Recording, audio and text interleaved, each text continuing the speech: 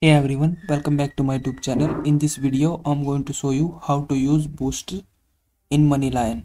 So first thing you need to do is check your limit. So just open your Moneylion app and go to Instacash section, and your current limit and including any active boosts will be displayed.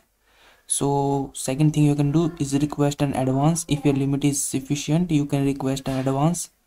The fund will be deposited into your Roar Money account, and then you can repay on time. Remember to repay the advance including any interest by due today to avoid fees and maintain a good financial standing with Moneylion. And let me show you how to send a peer boost if you want. So just open Instacart dashboard and then tap on peer boost. This will open a screen where you can search for your friend using their name, phone number or raw tag, and then simply choose the amount you want to send at boost and simply confirm the details and send the boost to your friend. So that's it for this video. If you found this video helpful, please like this video and subscribe to my channel.